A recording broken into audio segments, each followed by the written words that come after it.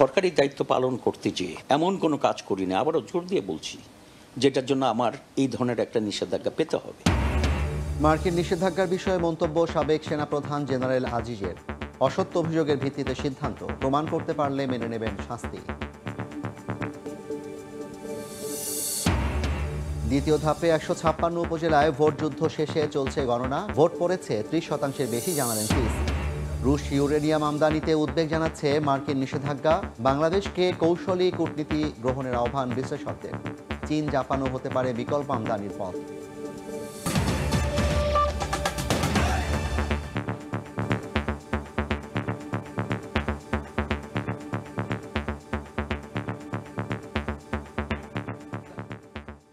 জনপদের সময়ের সঙ্গে আছি আমি জাফর সাদিক।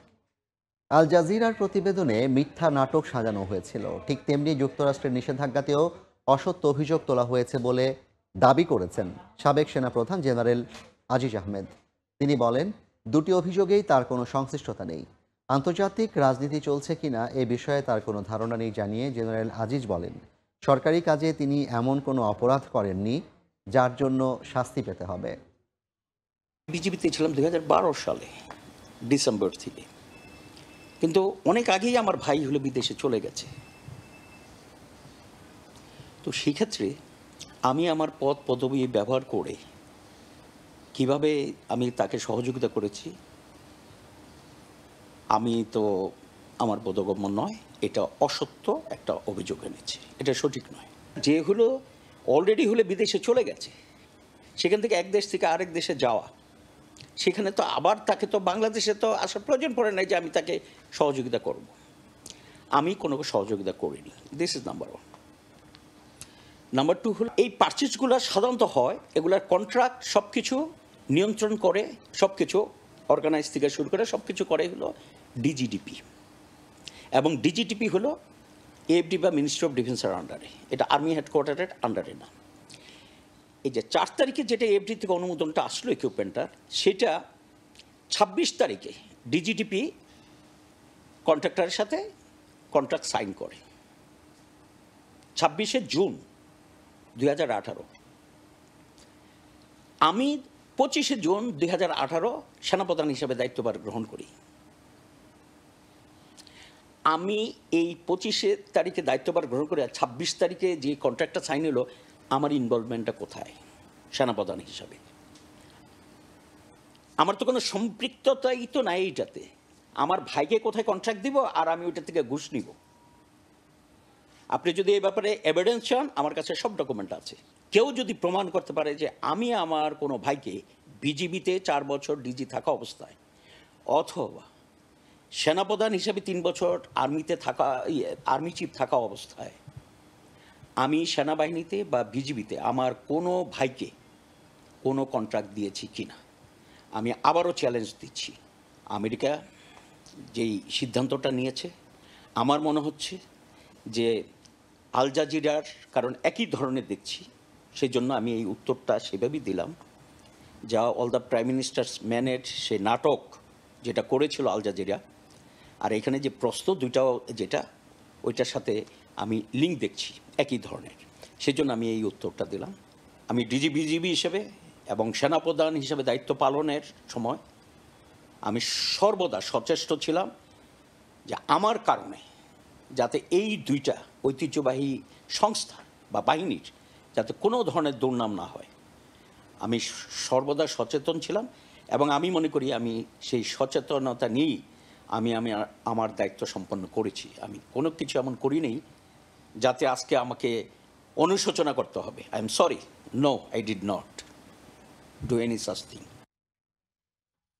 এদিকে পররাষ্ট্রমন্ত্রী ডক্টর হাসান মাহমুদ বলেছেন, সাবেক সেনাপ্রধান জেনারেল আজিজ আহমেদের বিরুদ্ধে নিষেধাজ্ঞার বিষয়ে আগেই বাংলাদেশকে জানিয়েছিল মার্কিন যুক্তরাষ্ট্র। ভিসা নীতির আওতায় নয়, অন্য আইনে দেওয়া হয়েছে নিষেধাজ্ঞা বলেও জানান তিনি। আর নিষেধাজ্ঞা ইস্যুতে বিস্তারিত জানেন না বলেছেন স্বরাষ্ট্রমন্ত্রী। মানবাধিকার লঙ্ঘনের অভিযোগ তুলে 2021 সালের ডিসেম্বরে র্যাবের কর্মকর্তাদের বিরুদ্ধে নিষেধাজ্ঞা দেয় মার্কিন যুক্তরাষ্ট্র, যা দুদেশের সম্পর্কে তৈরি করে টানাপোড়েন। 2023 সালের মে মাসে দেশটি তাদের পুরনো ভিসা নীতি নতুন করে ঘোষণা করে। সেখানে বাংলাদেশের নির্বাচন প্রক্রিয়ায় অযাচিত হস্তক্ষেপ বা প্রভাব বিস্তার করলে ভিসা নীতি প্রয়োগের ঘোষণা দেওয়া হয়। এরই মধ্যে বাংলাদেশে অনুষ্ঠিত হয় দ্বাদশ জাতীয় সংসদ নির্বাচন। নিরঙ্কুশ বিজয় নিয়ে সরকার গঠন করে আওয়ামী লীগ। গেল সপ্তাহে বাংলাদেশ সফর করেন নির্বাচনের আগের আলোচিত চরিত্র মার্কিন সহকারী পররাষ্ট্রমন্ত্রী ডোনাল্ড লু। অতীত পেছনে ফেলে দুদেশের সম্পর্ক এগিয়ে নেয়ার কথা বলেন তিনি।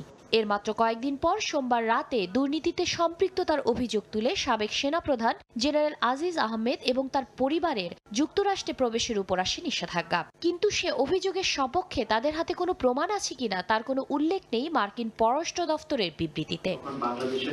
এ নিয়ে মঙ্গলবার ঢাকা রিপোর্টার্স ইউনিটিতে এক অনুষ্ঠানে পররাষ্ট্রমন্ত্রী জানান, বিবৃতি প্রকাশের আগে মার্কিন যুক্তরাষ্ট্রে বাংলাদেশি মিশনকে জানিয়েছিল দেশটি ভিসা নীতির আওতায় নয়, foreign operations and related appreciation আইনে জেনারেল আজিজের উপর নিষেধাজ্ঞা দেওয়া হয়েছে বলেও জানান তিনি। ইউএসএতে আমাদের মিশনকে আগে জানানো হয়েছে, অর্থাৎ এটা পাবলিক করার আগে জানানো হয়েছে। সেনাবাহিনীর বিষয়ের ক্ষেত্রে এই মুহূর্তে কিছু বলতে চাই না, যেহেতু সাবেক সেনাপ্রধান, এটি সেনাবাহিনীর বিষয়। অর্থাৎ যে ভিসা নীতি ঘোষণা করা হয়েছিল সেটির অধীনে তাকে ভিসা রেস্ট্রিকশন দেওয়া হয়নি, অন্য অ্যাক্টের অধীনে তাকে ভিসা রেস্ট্রিকশন দেওয়া হয়েছে। এদিকে মঙ্গলবার সচিবালয়ে গণমাধ্যম কর্মীদের প্রশ্নের উত্তরে স্বরাষ্ট্রমন্ত্রী জানান, আনুষ্ঠানিক কোনো চিঠি আসেনি স্বরাষ্ট্রের কাছে। আমেরিকান সরকার কিন্তু অনেক দেশে অনেক পার্সোনাল লেভেলেও এই ধরনের নিষেধাজ্ঞা দিয়েছেন, অনেক দেশে দিয়েছে। কাজেই এটা তাদের জন্য নতুন কিছু নয়। আমাদের যাকে দিয়েছেন এটা আমাদের কাছে এখনো সঠিকভাবে আমাদের কাছে আসে নাই। তবে মার্কিন নিষেধাজ্ঞা নিয়ে উদ্বিগ্ন নয় বলেও জানান সরকারের মন্ত্রীরা। শাতিলা শারমিন, সময় সংবাদ, ঢাকা। নিষেধাজ্ঞায় ভর করে নয়, নিজ শক্তিতেই নিরপেক্ষ নির্বাচনের দাবি আদায়ের প্রতি জোর দিলেন বিএনপি মহাসচিব মির্জা ফখরুল ইসলাম আলমগীরের দাবি, দুর্নীতির কারণেই আজিজের ওপর নিষেধাজ্ঞা দেওয়া হয়েছে। এদিকে আওয়ামী লীগ নেতারা এই নিষেধাজ্ঞাকে দেখছেন মার্কিন দ্বৈতনীতি হিসেবে। তারা বলছেন, যুক্তরাষ্ট্র একদিকে বন্ধুত্বের হাত বাড়ালেও অন্যদিকে নিষেধাজ্ঞা দিচ্ছে। নির্দলীয় নিরপেক্ষ সরকারের অধীনে নির্বাচনের দাবিতে সরকার বিরোধী আন্দোলনের পাশাপাশি নির্বাচনের আগে কূটনৈতিক মহলেও ব্যাপক তৎপরতা চালিয়েছিল বিএনপি। বিভিন্ন সময় মার্কিন রাষ্ট্রদূত সহ বাংলাদেশে অবস্থানরত পশ্চিমা দেশের কূটনীতিকদের সঙ্গে দফায় দফায় বৈঠক করে তারা। 2021 সালের ডিসেম্বরে র্যাবের উপর মার্কিন নিষেধাজ্ঞার পর বিএনপিকে উচ্ছ্বসিত হতেও দেখা যায়।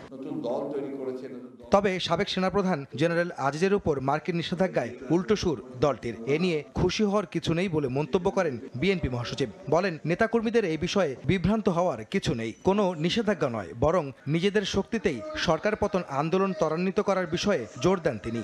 আমার নিজের ঘর যদি আমি নিজে সামলাতে না পারি, অন্য কেউ আমার ঘর সামাল দেবে না। অনেকেই খুশি হবেন যে আপনার আজিজের স্যাংশন এসছে। আমি মনে করি যে ওটা হচ্ছে আরেকটা বিভ্রান্ত করা।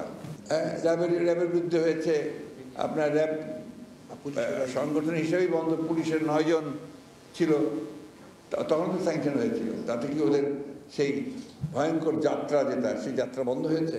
বন্ধ হয়। নিজেদের পায়ে নিজেদের দাঁড়াতে হবে। এদিকে সাবেক সেনাপ্রধানের ওপর যুক্তরাষ্ট্রের দেয়া নিষেধাজ্ঞার বিষয়ে আওয়ামী লীগ সাধারণ সম্পাদক বলেছেন, ভিসা নীতির আওতায় নয়, ভিন্ন আইনে এই নিষেধাজ্ঞা দেয়া হয়েছে। এ নিয়ে পররাষ্ট্রমন্ত্রীর বক্তব্যকে সমর্থন করে তিনি বলেন, এর বেশি বলার কিছু নেই। ধানমন্ডিতে দলীয় সভানেত্রীর কার্যালয়ে সংবাদ সম্মেলনে এ কথা জানান তিনি। আমাদের পররাষ্ট্র মন্ত্রণালয় যেটা বলেছে, বাংলাদেশের মিশনকে জেনারেল আজিজের বিষয়ে অবহিত করা হয়েছে। জেনারেল আজিজের বিরুদ্ধে আসলে যে ব্যবস্থা নেওয়া হয়েছে সেটা ভিসা নীতির প্রয়োগ নয়, এটি অ্যাপ্রোপ্রিয়েশন আইনের অধীনে। এ সময় উপজেলার দ্বিতীয় ধাপের নির্বাচন ও ফলাফলের প্রসঙ্গে গণমাধ্যমের সঙ্গে কথাও বলেন আওয়ামী লীগ সাধারণ সম্পাদক। আমরা এতটুকুই জানি, এটাই। আহমেদ সালেহীন, সময় সংবাদ, ঢাকা। বিচ্ছিন্ন কিছু ঘটনা ছাড়া দ্বিতীয় ধাপের উপজেলা নির্বাচন শান্তিপূর্ণ হয়েছে বলে জানিয়েছেন সিইসি কাজী হাবিবুল আউয়াল। 30% বেশি ভোট পড়েছে বলে জানিয়েছেন তিনি। নির্বাচনে সহিংসতার তেমন কোনো ঘটনা ঘটেনি, হাতাহাতি হয়েছে দু একটা। নির্বাচনে উপস্থিতির যে হার সেটি এ পর্যন্ত আমরা যেটা পেয়েছি এটি 30+ হতে পারে। আমি ব্যক্তিগতভাবে 30% ভোটকে কখনোই খুব উৎসাহব্যঞ্জক মনে করি না। একটা বড় প্রধানতম কারণ হতে পারে দেশের একটা বড় রাজনৈতিক দল তারা প্রকাশ্যে এবং ঘোষণা দিয়ে ভোট বর্জন করেছে এবং জনগণকে ভোট প্রদানেও নিরুৎসাহিত করেছে। আমাদের ভোট নিয়ে কোনো সংকট নেই, সংকটটি হচ্ছে রাজনীতিতে। গ্যাসের অবৈধ সংযোগ বিচ্ছিন্ন করতে রাজধানীর আরামবাগ ও দক্ষিণ কেরানীগঞ্জে অভিযান চালিয়েছে তিতাস গ্যাস কর্তৃপক্ষ। অভিযানে দক্ষিণ কেরানীগঞ্জে 2টি আবাসিক ভবন ও একটি কারখানার সংযোগ বিচ্ছিন্ন করা হয়। এর আগে আরামবাগের 2টি আবাসিক ভবনে অভিযান চালানো হয়। আবাসিক সংযোগের গ্যাস বাণিজ্যিক কাজে ব্যবহার করে আসছিলেন বাসিন্দারা। পরে ভবনগুলোর সংযোগ বিচ্ছিন্ন করে দেয় তিতাস। বিশ্বের সর্বোচ্চ শৃঙ্গ মাউন্ট এভারেস্টের পর এবার বিশ্বের 4র্থ সর্বোচ্চ শৃঙ্গ লোৎসে জয় করেছেন চট্টগ্রামের বাবর আলী। বাংলাদেশ সময় সকাল 6টা 5 মিনিটে লোৎসের চূড়ায় পৌঁছান তিনি। বাংলাদেশি হিসেবে বাবরই প্রথম লোৎসেতে পা রাখেন। এর আগে 19 মে পঞ্চম বাংলাদেশি হিসেবে বিশ্বের সর্বোচ্চ শৃঙ্গ মাউন্ট এভারেস্ট জয় করেন বাবর। এ পর্যায়ের শীর্ষ সংবাদগুলো জানিয়ে দিচ্ছি আরেকবার। সরকারি দায়িত্ব পালন করতে যেয়ে এমন কোনো কাজ করি না, আবারও জোর দিয়ে বলছি, যেটার জন্য আমার এই ধরনের একটা নিষেধাজ্ঞা পেতে হবে। মার্কিন নিষেধাজ্ঞার বিষয়ে মন্তব্য সাবেক সেনাপ্রধান জেনারেল আজিজের। অসত্য অভিযোগের ভিত্তিতে সিদ্ধান্ত, প্রমাণ করতে পারলে মেনে নেবেন শাস্তি।